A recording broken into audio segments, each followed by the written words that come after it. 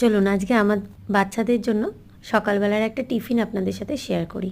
খুবই ইজি, সবাই করি আমরা রোজ দিন, তাও ভাবলাম করছি যখন আপনাদের সাথে শেয়ার কেন করি না।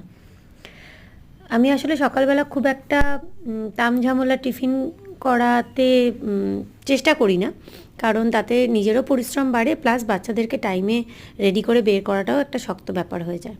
তো আজকে আমি বানাচ্ছি পাস্তাতে প্রথমে একটু হোয়াইট অয়েল নিয়ে নিয়েছি, তারপরে সমস্ত ভেজিটেবলগুলো গাজর, বিনস, ক্যাপসিকাম এগুলো আমি আগের দিন রাত্রিরে কেটে রেখেছিলাম, ওইগুলো দিয়ে দিয়েছি। একটু ফ্রাই হচ্ছে তখন দিলাম নুন, একটু মরিচ আর মিক্সড হার্বস। আমি অন্য কোনো রকম মশলা এর মধ্যে ব্যবহার করি না। আচ্ছা, আপনারা বলতে পারেন পেঁয়াজ রসুন কেন দিইনি শুরুতে? দিইনি মেনলি এখন তো ওয়েদারটা ভীষণভাবে চেঞ্জ হচ্ছে, তো পেঁয়াজ রসুনে একটু শরীর গরম করে, তাই জন্য ভাবলাম ওটা ছাড়াই বানাই। আপনারাও বানিয়ে দেখবেন, এভাবে খেতে ভীষণই ভালো হয়, কোনো কিছু আলাদা বোঝা যায় না। তো এই সমস্ত মশলাগুলো দিয়ে খানিকক্ষণ নাড়িয়ে নিলাম।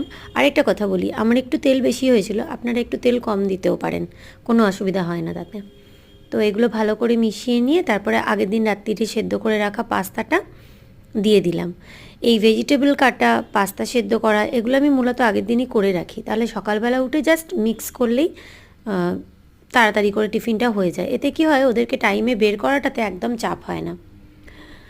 তো এর মধ্যে একটুখানি সস দিয়ে টেস্টি করব বলে 3 রকমের সস, মেনলি টমেটো সসটা একটু বেশি দিয়েছি, কারণ বাচ্চারা একটু ওই টমেটোর ফ্লেভারটা বা টমেটোর যে টক মিষ্টি টেস্টটা হয় ওটা পছন্দ করে।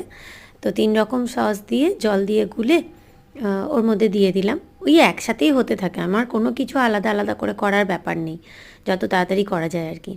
একটুখানি বয়েল হয়ে গেলে, যেহেতু জল জল ব্যাপারটা আছে, তাই জন্য একটু কর্নফ্লাওয়ারগুলোর মধ্যে দিয়ে দিলাম, তাতে একটা শাইনিনেস আসে। আর একটা হচ্ছে যে এগুলো একটু মানে ওই রেস্টুরেন্ট স্টাইলের মাখা মাখা টাইপের হয়ে যায়। তো একদম easy pasta for Monday tiffin. জানাবেন কেমন লাগলো, আর অন্য রেসিপি এরপরে আবার শেয়ার করব।